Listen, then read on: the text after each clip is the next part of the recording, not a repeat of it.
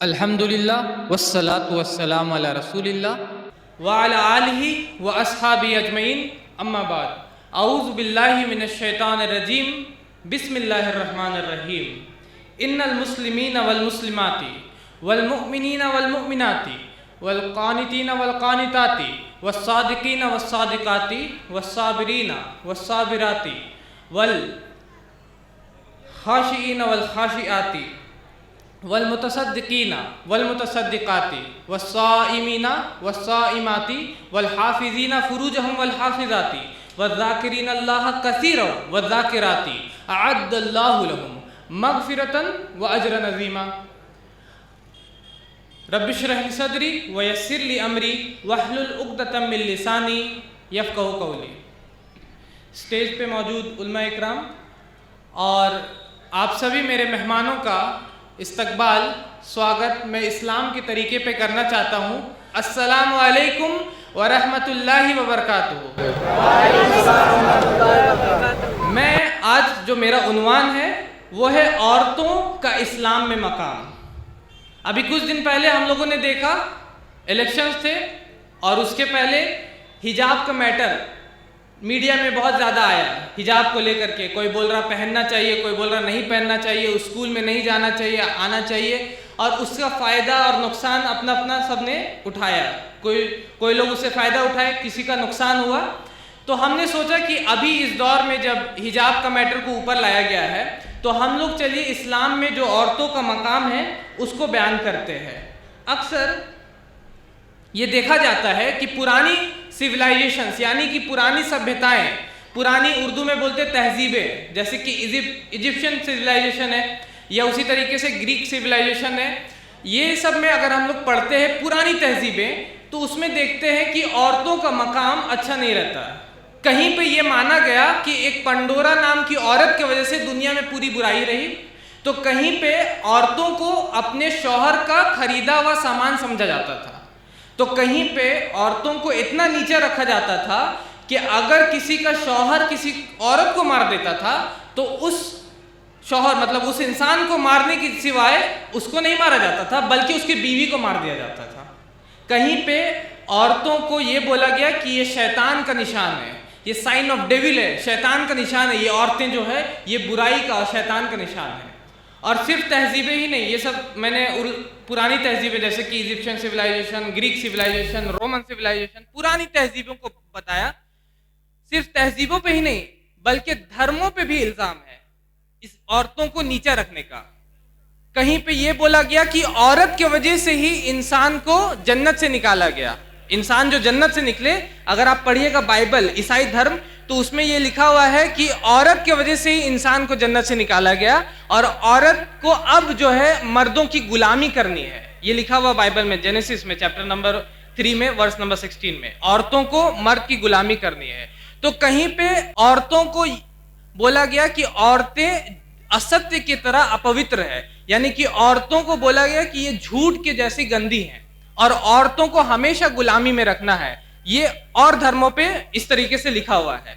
تو جب اور سویلائزیشن تہذیبیں عورتوں کو دباتی ہیں، نیچے رکھتی ہیں، دھرم پہ بھی الزام ہے عورتوں کو نیچے رکھنے کا، تو اسی میں آ جاتا ہے اسلام بھی، اور اسلام پہ بھی الزام لگایا جاتا ہے، کیونکہ اسلام میں بھی عورتوں کا مقام جو بولتے ہیں کہ نیچے رکھا گیا، اسلام میں عورتوں کو دبایا جاتا ہے، پردے کے پیچھے ڈال کے رکھا جاتا ہے۔ ان کو یہ جاننا چاہیے کہ اسلام نے جو عورتوں کو مقام آج سے 1400 سال پہلے دیا، وہ شاید ہی کسی اور مت نے یا کسی اور تہذیب نے آج تک اس کو دیا ہے۔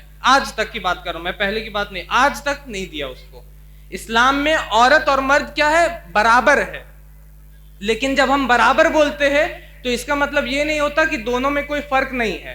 انگلش میں بولا جاتا ہے equality doesn't means identicality، کہ برابر بولنے کا مطلب یہ نہ سمجھ لیا جائے کہ دونوں میں کوئی فرق ہی نہیں ہے۔ ٹھیک ہے، جیسے کہ آج کے جو انگریز ہے، انگلینڈ، یوروپ، اور آج انڈیا میں بھی آ گیا۔ انڈیا میں پتہ نہیں آپ کے ایریا میں کیا پوزیشن ہے، میں جہاں سے آ رہا ہوں گریڈی، میرے پاس عورتیں مطلب کہ مسلم خواتین کا سوال آتا ہے، وہ بولتی ہے کہ ہم کو عورتوں مردوں کے برابر رہنا ہے۔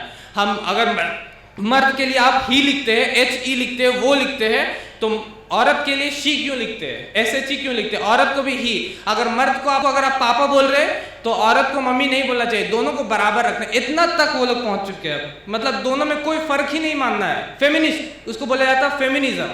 اور یہ ہمارے معاشرے میں, مطلب ہماری مسلم خواتین کے اندر بھی آ گیا آج کے دور پہ. اسلام میں عورت اور مرد برابر ہے. کیسے برابر ہے؟ ایک آیت میں نے آپ کے سامنے پڑھی, سورہ احزاب سورہ نمبر 33 آیت نمبر 35 میں نے پڑھی آپ کے سامنے. اس میں اللہ تعالیٰ فرماتے ہیں ان المسلمین والمسلمات, کہ بے شک مسلمان مرد ہو یا عورت ہو, والمؤمنین والمؤمنات, ایمان والے مرد ہو یا ایمان والی عورتیں ہو, والقانتین والقانتات, فرما بردار مرد ہو یا فرما بردار عورت ہو, والصادقین والصادقات, سچ بولنے والے مرد ہو یا سچ بولنے والی عورتیں ہو, والصابرین والصابرات, صبر کرنے والے مرد ہو اور صبر کرنے والی عورتیں ہوں. اس طرح کی 10 کیٹیگریز, 10 بات کو اللہ تعالیٰ بار بار ریپیٹ کرتے ہیں. سچ بولنے والے مرد اور عورت, اپنی شرمگاہوں کی حفاظت کرنے والے مرد اور عورت, اور اسی طریقے سے صدقہ کرنے والے مرد اور عورت, روزہ رکھنے والے مرد اور عورت. اللہ تعالیٰ فرماتے ہیں ان سب کے لیے اللہ نے مغفرت اور بہترین رزق تیار رکھا ہے. تو اس آیت کو کم سے کم آپ اپنے گھر میں جائیے گا, تو اگر آپ کے پاس قرآن نہیں ہے تو آپ قرآن کو لیجئے, ٹھیک ہے. قرآن نہیں ہے تو آپ قرآن کو لیجئے, ترجمہ والا لیجئے ساتھ میں, تاکہ آپ کا کوئی غیر مسلمان دوست ہو, اس کو اگر آپ کو بتانا ہو تو آپ ترجمہ, اگر آپ کو عربی آتا بھی ہے, مان کے چلیے آپ کو عربی آ رہا, مجھے بھی قرآن کی عربی آتی ہے, تو اگر مجھے عربی آتا بھی ہے پھر بھی مجھ کو ترجمہ یاد کرنا پڑتا ہے, تاکہ میں اپنے غیر مسلمان دوست کو جب ملوں گا وہ مجھ کو بولے گا اللہ کون ہے, میں کیسے بتاؤں گا اس کو. آپ سے کوئی پوچھ دے گا اللہ کون ہے, کوئی جواب دے سکتا ہے؟ کوئی مائک ہے نیچے میں, کوئی مجھ کو ایک شخص بول سکتا ہے اللہ کون ہے؟ آپ سے بھی چلتے پھرتے ایک غیر مسلم بھائی نے پوچھا اللہ کون ہے, کیا جواب دیجیے گا؟ کوئی جواب دینا چاہے گا ادھر سے ادھر سے کوئی بھی؟ ہاں, تو یہ جواب ہوگا. کیا جواب ہوگا جب آپ سے کوئی پوچھے اللہ کون ہے؟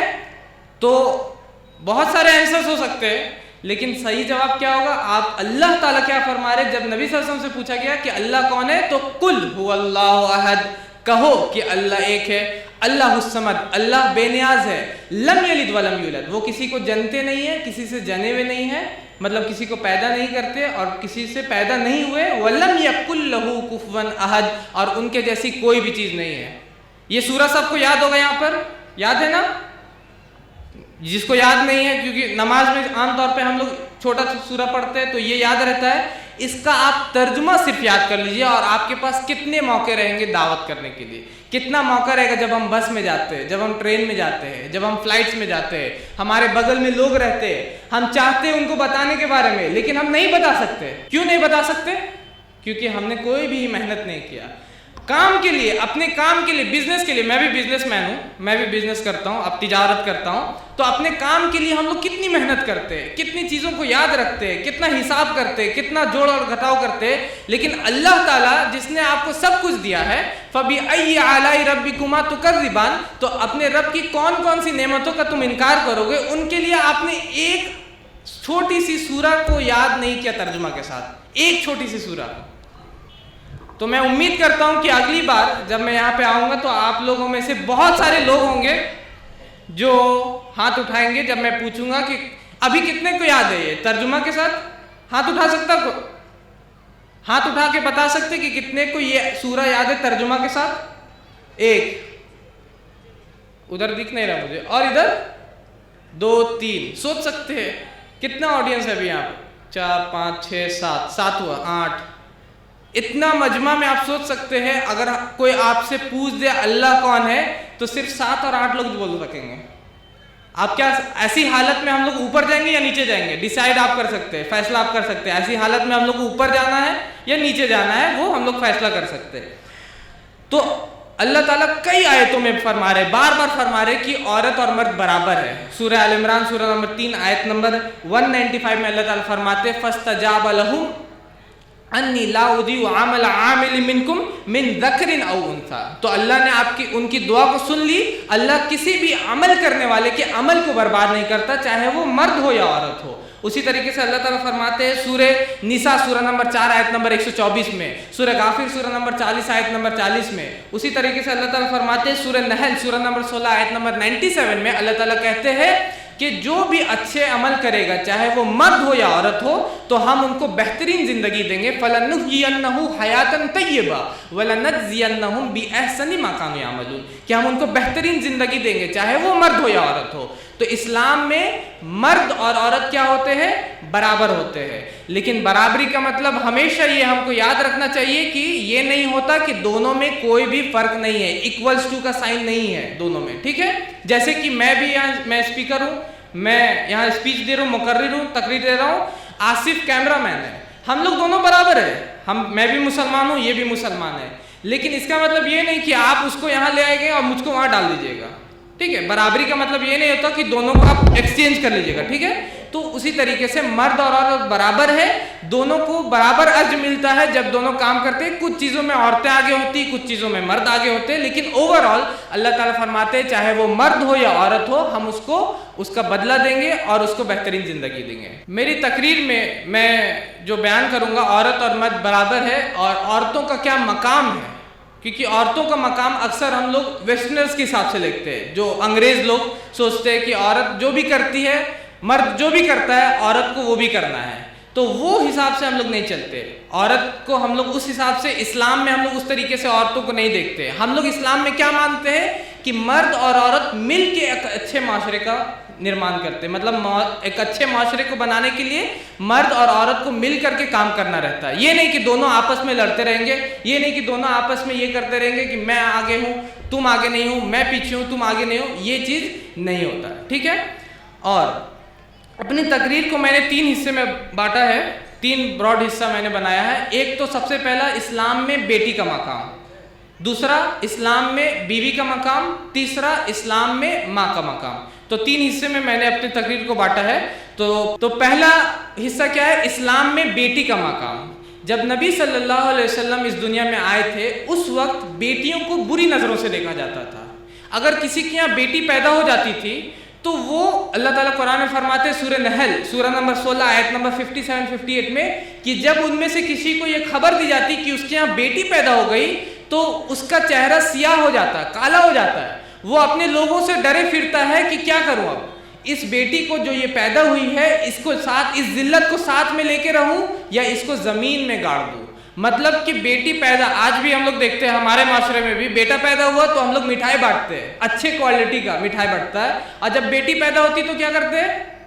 مٹھائی بانٹتے, اگر مٹھائی بانٹا بھی تو تھوڑا کم کوالٹی کا بانٹتے ہیں. بیٹا پیدا ہوتا ہے تو زیادہ خوشی, بیٹی پیدا ہوتی ہے تو کم خوشی.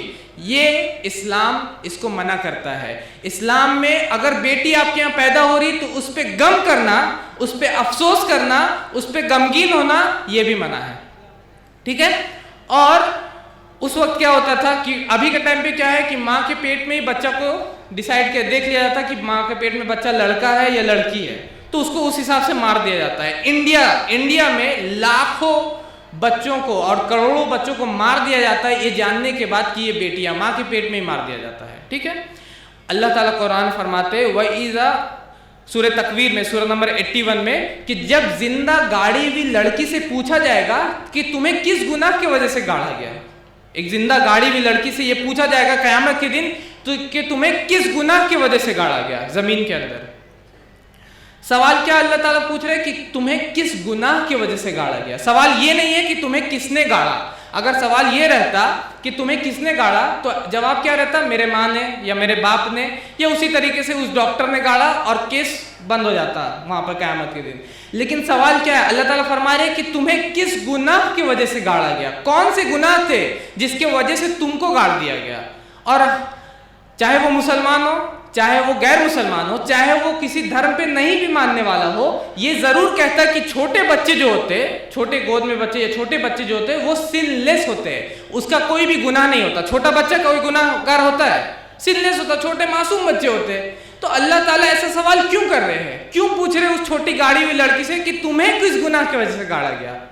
جیسے کہ میں آپ سے یہاں پہ پوچھوں کہ آپ لوگوں میں سے کتنے لوگ ہیں جنہوں نے میرا لیکچر, میرے تقریر کو پورا سن لیا؟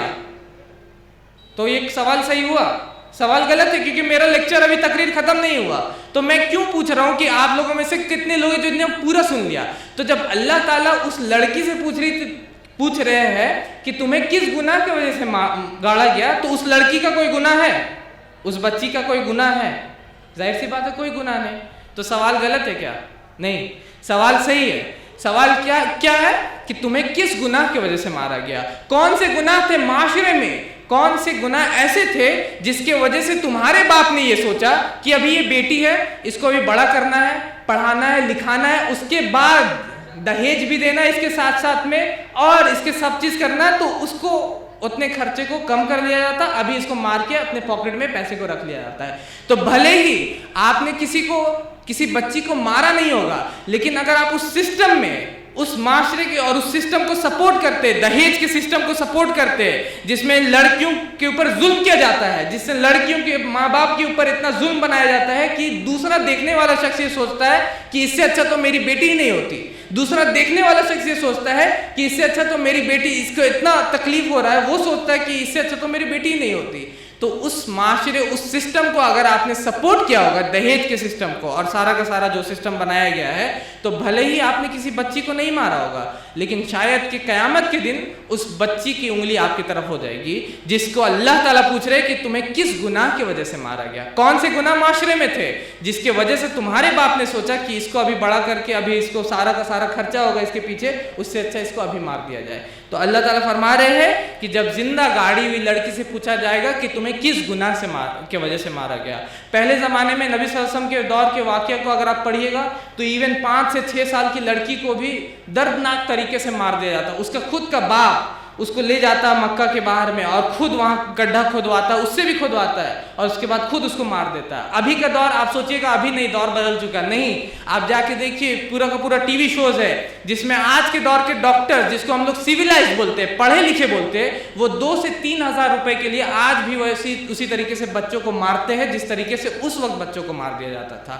آج بھی وہ لوگ موجود ہیں. ایسا مت سمجھیے کہ یہ 1400 سال پرانے کا قصہ ہے. آج بھی وہ لوگ موجود ہیں جو بچیوں کو مار دیا جاتا تھا. ایک شو ہے ٹی وی پہ آتا تھا، اس میں دکھایا جا رہا تھا ریکارڈز، اس میں دکھایا گیا کہ راجستھان کا ایک واقعہ دکھایا جا رہا تھا جس میں ڈاکٹر بچی کو پتہ ہے کہ بچی ہے، اس کے بعد بھی وہ 2 سے 3 ہزار روپے کے لیے صرف اس کو مار دیتے ہیں. 2 سے 3 ہزار کے لیے ڈاکٹرز، جو اس کو بولا جاتا ہے پڑھے لکھے جان بچانے والے لوگ. تو اسلام میں یہ کرنا سخت منع ہے. اپنی بچی کو، بیٹی کو یا بیٹا کو بھی مارنا سخت اسلام میں منع ہے. اور اللہ کے نبی فرماتے ہیں منع ہی نہیں، صرف ایسا نہیں کہ صرف بیٹی پیدا ہو تو اس کو مارنا نہیں. اللہ کے نبی فرماتے سنن ابن ماجہ میں والیوم نمبر 3 کتاب الادب حدیث نمبر 3669 میں کہ جس کے یہاں بھی 3 بیٹیاں ہوں، اللہ کے نبی فرما رہے کہ جس کے یہاں بھی 3 بیٹیاں ہوں اور وہ اس پہ صبر کرتا ہے، اس کو پڑھاتا ہے، لکھاتا ہے اور اس کی اچھی تربیت کرتا ہے، تو وہ بیٹیاں جہنم سے اس کی آڑ ہوگی، مطلب جہنم میں جانے سے وہ بیٹیاں اس کو روکے گی. اسی کے بعد اور ایک حدیث ہے سنن ابن ماجہ والیوم نمبر 3 بک آف ادب حدیث نمبر 3670. اللہ کے نبی اس میں فرماتے ہیں صلی اللہ علیہ وسلم کہ جس کے یہاں بھی 2 بیٹیاں ہوں، وہاں پہ 3 بیٹیاں تھیں، یہاں پہ 2 بیٹیاں ہوں، جس کے یہاں بھی 2 بیٹیاں ہوں تو وہ اس کو جنت میں لے کے جائے گی. وہ اس کی اچھی سے پرورش کرتا ہے، اس کو پڑھاتا ہے، لکھاتا ہے، تو وہ 2 بیٹیاں اس کو جنت میں لے جائے گی. اسی طریقے سے صحیح مسلم میں بھی حدیث ہے، عائشہ رضی اللہ تعالیٰ عنہ، ان کے پاس ایک عورت آتی ہے اور کچھ مانگتی ہے، سوال کرتی ہے. جیسے ہمارے یہاں بھی لوگ آتے ہیں اور کچھ مانگتے ہیں، تو وہ ان کے پاس کچھ رہتا نہیں، عائشہ رضی اللہ تعالیٰ عنہ کے پاس ایک کھجور اس عورت کو دے دیتی ہے. وہ عورت کی 2 بیٹیاں اس کے ساتھ رہتی ہے، وہ عورت ان دونوں کھجوروں کو توڑتی ہے اور دونوں بیٹیوں کو دے دیتی ہے. عائشہ رضی اللہ تعالیٰ عنہ اس واقعے کو نبی صلی اللہ علیہ وسلم جب آتے تو وہ بیان کرتی کہ ایسا کیا اس نے. تو اللہ کے نبی فرماتی کہ جو بھی بیٹیوں سے آزمایا جائے، یہاں پر صرف بیٹی ہو گئی، پہلے 3 بیٹیاں تھیں، ابھی 2 بیٹیاں، اور پھر بیٹیوں سے ہی صرف آزمایا جائے تو اور اس پہ صبر کرے وہ اور ان کی اچھی پرورش کرے تو وہ مطلب کہ اس کو جنت میں لے کے جائے گی. ٹھیک ہے، تو جو بیٹیاں اللہ کے نبی فرما رہے بار بار یہ ہم کو اسلام یہ سکھاتا ہے کہ جو بھی بیٹیوں کو صحیح سے رکھتا ہے، ان کی اچھی سے پرورش کرتا ہے، ان کو پڑھاتا ہے، لکھاتا ہے، ان کی اس کے بعد جب وہ بڑی ہو جاتی ہے تو ان کا نکاح کر دیتا ہے، تو وہ بیٹیاں اس کو جہنم سے بچائے گی، جنت میں لے کے جائے گی. اور صرف اتنا ہی نہیں بلکہ اگر آپ پڑھیے گا سلسلۃ الاحادیث الصحیحہ حدیث نمبر 124 تو اس میں لکھا ہوا ہے، یہ صحیح شیخ البانی کی کتاب ہے، اس میں ایک حدیث وہ نقل کرتے ہیں کہ نبی صلی اللہ علیہ وسلم کے سامنے ایک صحابی بیٹھے رہتے ہیں اور ان کا بیٹا آتا ہے. وہ اس بیٹا کو اٹھاتے ہیں، چومتے ہیں اور اپنے ایک گود میں رکھ لیتے ہیں. اس کے بعد ان کی بیٹی آتی ہے، وہ اس کو چومتے نہیں، صرف بغل میں بیٹھا لیتے ہیں. تو تو اللہ کے نبی صلی اللہ علیہ وسلم فرماتے ہیں کہ تم نے ان کے درمیان میں عدل کیوں نہیں کیا, انصاف کیوں نہیں کیا. تو اسلام میں اگر آپ اپنے بیٹوں اور بیٹی میں فرق کر رہے ہیں اس طریقے سے کہ آپ اپنے بیٹے کو زیادہ پیار کر رہے ہیں, اور ہمارے معاشرے میں تو بیٹوں کو اتنا پیار کیا جاتا ہے کہ سارا کا سارا جو حصہ ہوتا ہے میراث والا, وہ سارا کا سارا کس کو دے دیا جاتا ہے؟ بیٹوں کو دے دیا جاتا ہے. اللہ کے نبی صرف اس نے چوما نہیں ہے, صرف بغل میں بیٹھا لی اس صحابی نے, تو بولا آپ تم نے ان کے درمیان میں انصاف نہیں کیا. اور جس نے پورا کا پورا میراث ہی رکھ لیا, جس نے پورا کا پورا حصہ ہی بیٹی کا بیٹوں کو میں دے دیا, اس نے کیا کیا؟ اس کا انصاف اور ناانصاف کتنا ہائی لیول, کتنا زیادہ ناانصافی کی اس نے, اس سے آپ اندازہ لگا سکتے ہیں. تو اسلام میں بیٹی پیدا ہونے پہ غم کرنا یہ منع ہے. اور جب کسی کے یہاں بیٹی پیدا ہو تو اس کو مارنا نہیں ہے, اس کو قتل نہیں کرنا ہے. اور جس کے یہاں بھی 3 بیٹیاں ہوں یا 2 بیٹیاں ہوں, یا جس کے یہاں بھی بیٹیاں ہوں, تو وہ بیٹیاں اس کو جنت میں لے جاتی ہے اور جہنم سے آڑ رہتی ہے اس کے لیے. یہ اسلام میں بیٹی کا مقام ہے. ٹھیک ہے. اسی طریقے سے اسلام میں بیوی کا مقام, بیوی کا کیا مقام ہے اسلام میں؟ جب دوسری تہذیبیں عورت کو کیا بول رہی تھی؟ شیطان کا نشان, سائن آف ڈیول, شیطان کا نشان بول رہی تھی, تو اسلام نے بیوی کو اللہ کا نشان بتایا. اللہ تعالیٰ فرماتے سورہ روم میں سورہ نمبر 30 آیت نمبر 21 میں کہ اللہ کی نشانیوں میں سے ہے کہ تمہارے لیے تمہاری جنس میں سے عورتوں کو بنائے. تو اللہ کی نشانی ان کو بتایا گیا, بیویوں کو. اور اللہ کے نبی فرماتے ہیں سنن نسائی والیوم نمبر 4 حدیث نمبر 3234 میں اللہ کے نبی فرما رہے ہیں کہ دنیا میں بہت ساری نعمتیں ہیں, اور دنیا کی سب سے اچھی نعمت کیا ہے؟ ایک نیک بیوی ہے. اگر آپ کے پاس ایک نیک بیوی ہے تو دنیا میں جتنی ساری نعمتیں ہیں, جتنے سارے پوزیشنز ہیں, کسی کے پاس کوئی بولتا ہے کہ میرے پاس یہ چیز ہے تو یہ بہت بڑی نعمت ہے اللہ کے میرے لیے, کوئی بولتا ہے کہ میرے پاس علم ہے تو یہ میرے لیے بہت بڑی نعمت, بہت ساری نعمتیں ہو سکتی ہے. تو دنیا میں بہت ساری پوزیشن متا ہے, جس میں سب سے اچھی پوزیشن کیا ہے؟ ایک نیک بیوی ہے, ایک نیک صالح بیوی ہوتی ہے. یہ ہے اسلام میں بیوی کا مقام. اور اللہ کے نبی صلی اللہ علیہ وسلم انہوں نے نوجوانوں کو یہ بولا, خاص کر کے یہ بولا کہ آپ کو نکاح کرنا ہے. ایک صحابی کا واقعہ فیمس ہے کہ ایک صحابی, 3 صحابی تھے بلکہ, اس میں سے ایک صحابی آتے ہیں اور بولتے کہ میں آج سے نکاح نہیں کروں گا, میں صرف عبادت کروں گا. تو اللہ کے نبی کیا فرماتے ہیں کہ نکاح میری سنت میں سے ہے, اور جو میری سنت سے رغبت نہیں رکھتا وہ ہم میں سے نہیں ہوتا. تو اللہ کے نبی کی یہ سنت ہے کہ آپ کو نکاح کرنا ہے. جیسے کہ عیسائیوں میں کیا ہے؟ رہبانیت ہے, وہ لوگ شادی نہیں کرتے, فادر بن جاتے ہیں, یا اسی طریقے سے سسٹر بن جاتے ہیں. یہ سسٹم اسلام میں نہیں ہے, یہ طریقہ اسلام میں نہیں ہے. اللہ تعالیٰ فرماتے سورہ حدید میں کہ یہ جو رہبانیت انہوں نے اپنے اوپر لکھ لیا, یہ اللہ نے ان کے اوپر نہیں لکھا تھا. تو اسلام میں آپ کو نکاح کرنا ہے, بلکہ اللہ کے نبی فرما رہے کہ جس کو استطاعت ہو اس کو چاہیے کہ اس کو نکاح کر لینا چاہیے. اور اگر آپ نکاح کرتے ہیں, آپ شادی کرتے ہیں, تو آپ اپنا آدھا دین مکمل کر لیتے ہیں. کتنا؟ آدھا دین مکمل کر لیتے ہیں. یہ لکھا ہے کہاں پہ؟ یہ لکھا ہے سنن بیہقی میں حدیث نمبر 5486 کہ اگر آپ نے نکاح کیا تو آپ نے آدھا دین مکمل کر لیا. اس کا مطلب یہ نہیں کہ 2 نکاح کر کے پورا دین مکمل کر کے آپ گھر میں رہیں گے, نماز بھی نہیں پڑھیں گے. ٹھیک ہے, اس کا مطلب یہ نہیں ہوتا. آدھا دین مکمل کر لیا مطلب کہ اگر آپ نکاح کرتے تبھی آپ ماں باپ بنتے ہیں. اگر آپ نکاح کرتے تو دنیا کی آدھی برائیوں سے آپ بچ جاتے ہیں. جتنی برائیاں, زناکاری اور بدکاری اور ساری غلط چیزیں جو دنیا جس کی طرف بھاگ رہی ہے, جس کی وجہ سے آپ دیکھ رہے دنیا میں برائیاں بڑھ رہی ہے, ان ساری چیزوں سے آپ جب نکاح کرتے تو بچ جاتے ہیں. اس لیے اللہ کے نبی فرمایا کہ آپ اپنا آدھا دین مکمل کر لیتے ہیں جب آپ نکاح کرتے ہیں. تو یہ ہے اسلام میں بیوی کا مقام. اور اس طریقے سے نہیں ہے, قرآن میں اللہ تعالیٰ فرماتے ہیں الرجال قوامون علی النساء کہ مرد عورت کے اوپر قوام ہے, محافظ ہیں, ان کے قوام ہیں. ٹھیک ہے. بائبل میں یہ لکھا ہوا ہے کہ مرد جو ہے عورت کے ماسٹر ہے, مالک ہے. اسلام میں مالک نہیں ہم لوگ, بلکہ قوام ہے. قوام مطلب گارجین بولا جاتا ہے. گارجین اور مالک میں کیا فرق ہوتا ہے؟ مالک اگر آپ کو مار بھی دے تو اس سے کوئی کوشچن نہیں کرتا, کوئی سوال نہیں کرے گا, ہاں وہ میرا مالک تھا, اس نے اس کو مار دیا. لیکن اگر کوئی گارجین ہے کسی کا, کوئی محافظ ہے کسی کا, آپ کو اگر سیکیورٹی بنایا گیا یہاں پر, جیسے جلسہ میں 1 2 3 لوگوں کو دیا گیا کہ آپ کو حفاظت کرنی ہے, اور اگر جلسہ میں کچھ ہوتا ہے تو ذمہ داری کس کی ہوگی؟ کس کی ذمہ داری ہوگی؟ ان لوگوں کو جس کو کھڑا کیا گیا. تو اور ایک طرف تو عورت کو اس طرح بنایا گیا کہ اگر وہ مار بھی دے تو کوئی سوال نہیں کرتا، اور ایک طرف عورت کو یہ بولا گیا کہ اگر کوئی آپ کو مار دیتا ہے تو ذمہ داری کس کی ہو جاتی ہے؟ مرد کی، مرد اس کے اوپر قوام ہے۔ یہ اسلام میں مقام ہے عورتوں کا، اور اسلام میں بیویوں کو محسنہ کہا گیا۔ محسنہ مطلب کہ فورٹ بولا گیا۔ دلی میں ریڈ فورٹ ہے، دلی میں کیا ہے؟ Red Fort. کوئی گیا یہاں پہ سے؟ کتنے لوگ دلی گئے؟ کون کون لال قلعہ گیا ہے یہاں سے؟ ایک شخص، صرف ایک دو شخص گئے لال قلعہ گئے۔ مجھے پتا ہے میں اسکول میں پڑھتا تھا لال قلعہ پکچر بھی دیکھتا، لیکن جب میں لال قلعہ گیا تب میں نے دیکھا کہ اس کو قلعہ کیوں بولا جاتا ہے۔ اس کے چاروں سائڈ میں پانی چلتا ہے، اور اس کے بعد اس کی دیواریں اتنی اونچی ہے، اس میں آپ اپنے تیر انداز کو کھڑا کر سکتے ہیں۔ تو جو قلعہ ہوتا ہے نا وہ لوگوں کو بچاتا ہے، وہ راجا کی حفاظت کے لیے بنتا ہے۔ تو اسلام میں عورتوں کو کیوں محسنہ بولا گیا، قلعہ بولا گیا؟ کیونکہ وہ آپ کو بچاتی ہے برائیوں سے۔ عورتیں جب آپ کی بیوی رہتی ہے تو وہ آپ کو غلط چیزوں سے بچاتی ہے، اور غلط راستے میں، غلط نگاہوں سے اور دوسری جگہ جانے سے عورتیں آپ کو بچاتی، اس لیے اسلام میں عورتوں کو محسنہ بھی بولا گیا، ٹھیک ہے۔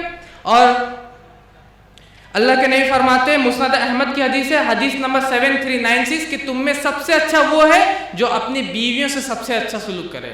ہم لوگ کیسے رہتے ہیں؟ سب سے اچھا سلوک کر لیتے ہیں اپنی بیویوں سے۔ جتنا غصہ بازار کا ہے وہ لاسٹ میں آ کر کے کس کے اوپر نکلتا ہے؟ اپنی بیوی کے اوپر میں نکلتا ہے۔ کیوں؟ کیونکہ وہ آپ کو بیچاری کو جواب نہیں دے گی۔ اب تھوڑا سا زمانہ بدل رہا ہے، لیکن کیا ہوتا ہے کہ اللہ کے نبی کیا فرما رہے ہیں کہ تم میں سب سے اچھا وہ ہے جو اپنی بیوی سے سب سے اچھا سلوک کرے۔ یہ اسلام میں عورتوں کو مقام دیا گیا۔ اور اللہ تعالیٰ قرآن فرماتے سورہ نساء سورہ نمبر 4 آیت نمبر 19 میں کہ اگر تمہیں اپنی بیوی میں کچھ چیز ناپسند رہے، ہو سکتا ہے کہ تم اس کی کچھ چیز ناپسند کرو، تو کیا کرو؟ طلاق طلاق طلاق اور باہر۔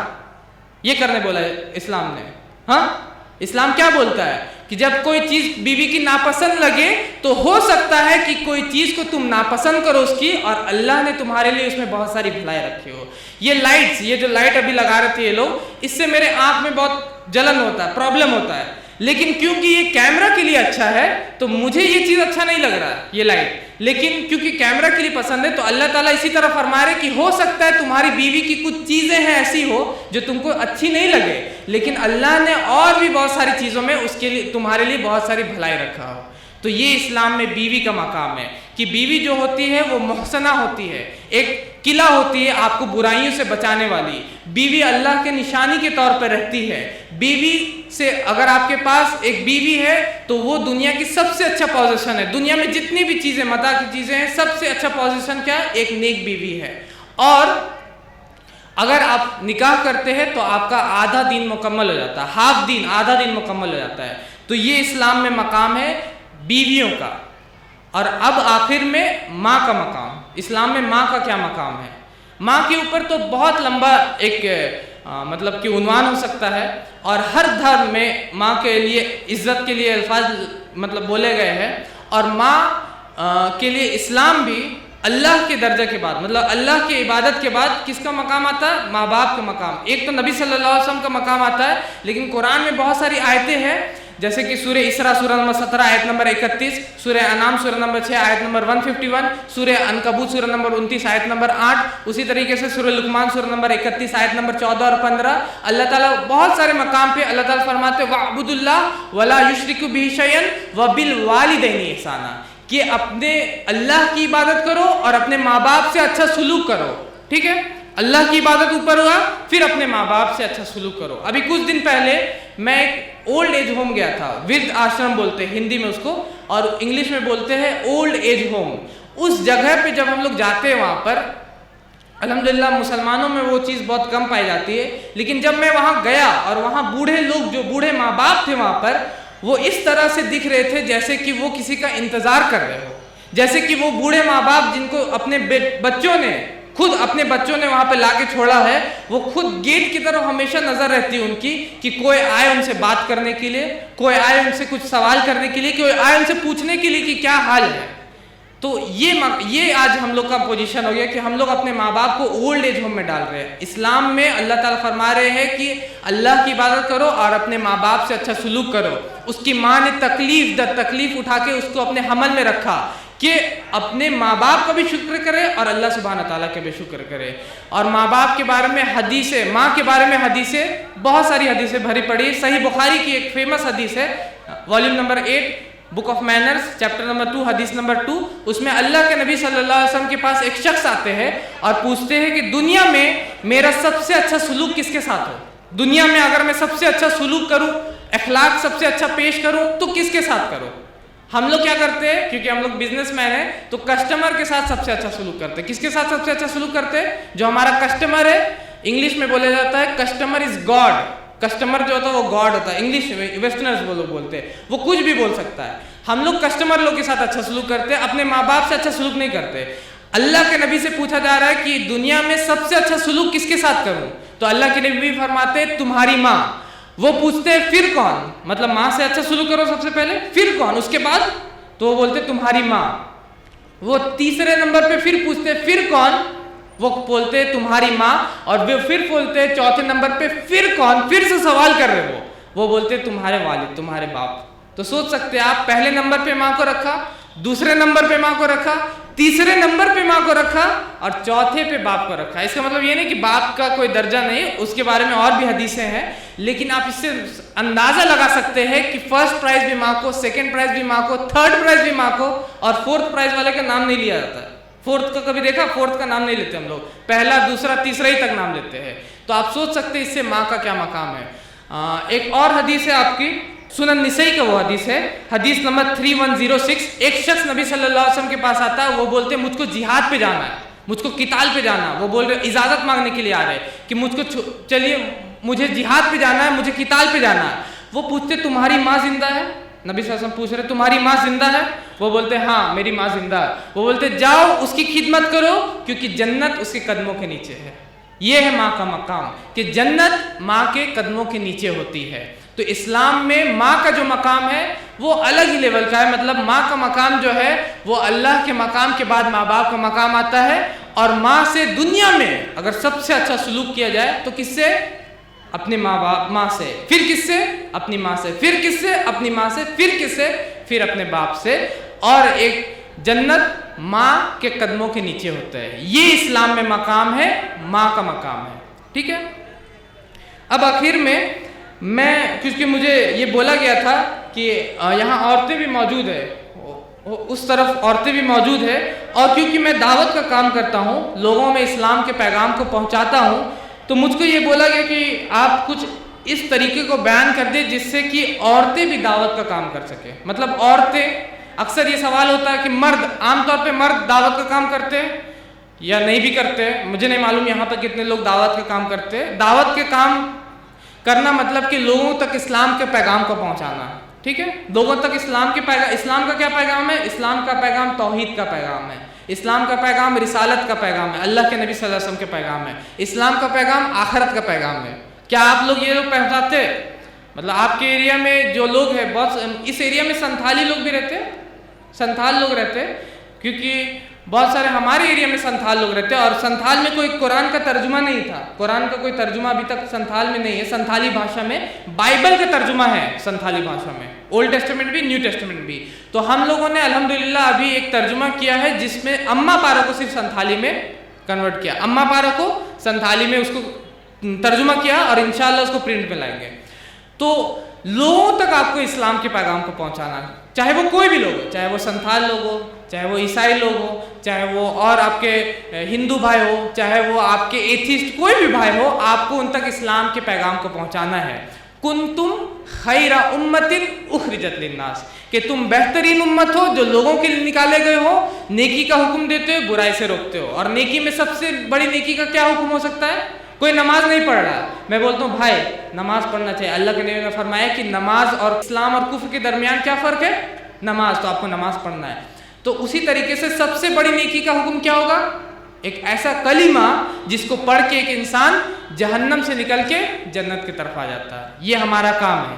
تو اس کے اوپر میرا پورا کا پورا تقریر ہے دعوت ایک سخت وعید کر کے، جو یوٹیوب پہ مل جائے گا. جو لوگ بھی یوٹیوب چلاتے ہیں، مجھے امید ہے کہ بہت سارے لوگ آج کے دور پہ، بہت سارے ہمارے مطلب کہ عمر دراز لوگ بھی وہ کیا کرتے ہیں، یوٹیوب پہ وہ بولتے ہیں یہ چاہیے اور وہ یوٹیوب اس کو نکال کے دیتا ان کو کہ یہ مل گیا آپ کا، یہ سامان چاہیے، گرم چادر چاہیے تو وہ لا کے دیتا ہے آپ کو، دیتا ہے نا، یوز کرتے ہیں بہت سارے لوگ استعمال، ادھر پتہ نہیں کتنے لوگ استعمال کرتے ہیں، میں نے بہت سارے لوگوں کو دیکھا، پہلے کیا تھا یوتھ لوگ مطلب کہ نوجوان یوز کرتے تھے، ابھی کے دور پہ میں دیکھ رہا ہوں کہ جو عمر دراز کے لوگ ہیں وہ لوگ بھی بول رہے اور وہ سن رہے، پیروں میں درد ہے کیا کروں، اب وہ پیر میں درد ہے تو وہ بتا رہا ہے کہ کیا کرنا آپ کو، 10 طرح کا ویڈیو آ گیا جس میں سے 10 ایک خراب، 5 اچھے 5 برے، ہو سکتا صحیح نہیں ہو غلط ہو، لیکن وہ سرچ کر رہے ہیں۔ تو یوٹیوب پہ میرا لیکچر ہے دعوت ایک سخت وعید، جس میں میں نے بیان کیا ہے کہ دعوت کیوں اتنا امپورٹنٹ ہے، دعوت کی کیوں ضرورت ہے، اور اللہ تعالیٰ کتنا سخت وعید دیتے، کتنا وارننگ دیتے ہیں ہم لوگوں کو جو دعوت نہیں کرتے، جو اسلام کے پیغام کو نہیں پہنچاتے،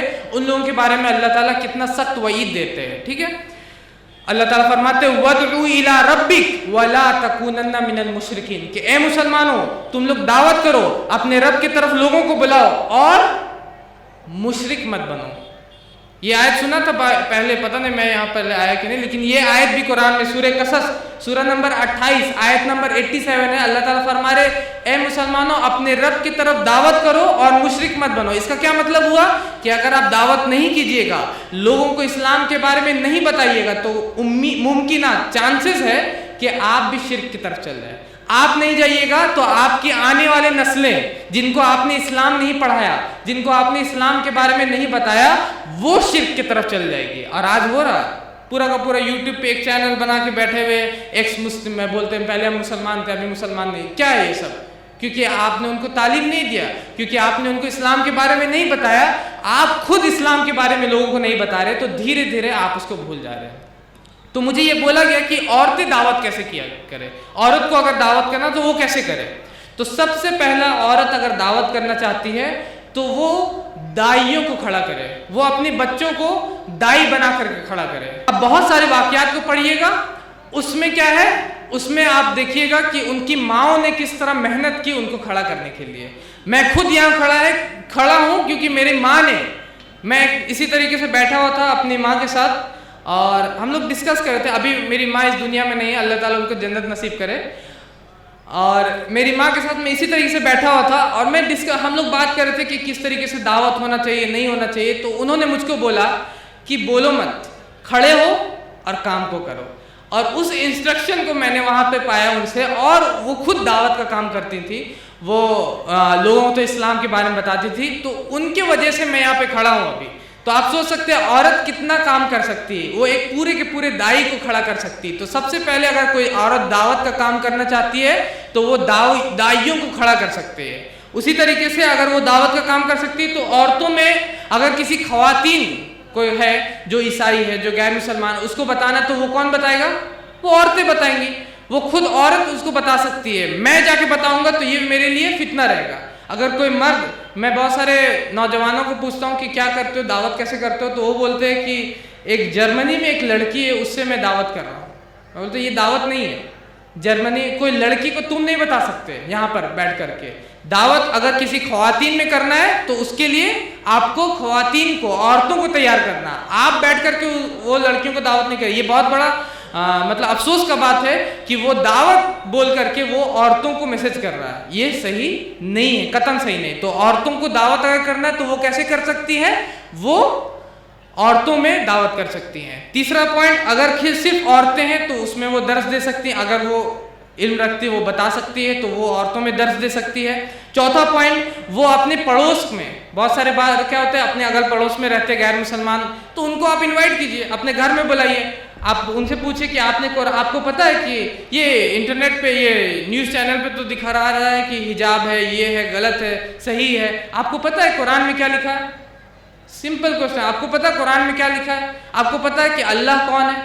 اتنا سوال آپ ان سے بولیے اور انشاءاللہ آپ دھیرے دھیرے اپنے آس پڑوس سے سٹارٹ کر سکتے دعوت کے کام کو۔ اسی طریقے سے عورتیں لکھ سکتی ہیں، بہت ساری تحریرات کو ترجمہ کر سکتی، بہت ساری تحریرات جو عربی میں اس کو ترجمہ کر کے دعوت کا کام کر سکتی ہے۔ اور اسی طریقے سے آج کے دور میں کیونکہ انٹرنیٹ کا دور ہے، سوشل میڈیا کا دور ہے، آج کے دور میں عورتیں اگر دعوت کرنا چاہتی ہے تو سوشل میڈیا کے تھرو بھی دعوت کر سکتی ہے۔ واٹس ایپ میں گروپس ہے، فیس بک پہ گروپس ہے، اور بھی سارے گروپس، اس طریقے سے وہ دعوت کر سکتی ہے سوشل میڈیا کے تھرو۔ وآخر دعوانا الحمدللہ رب العالمین۔ ہمارے چینل IRPC انڈیا کو سبسکرائب کریں اور بیل بٹن پہ کلک کریں تاکہ ہمارا سارا ویڈیو آپ تک ضرور پہنچے۔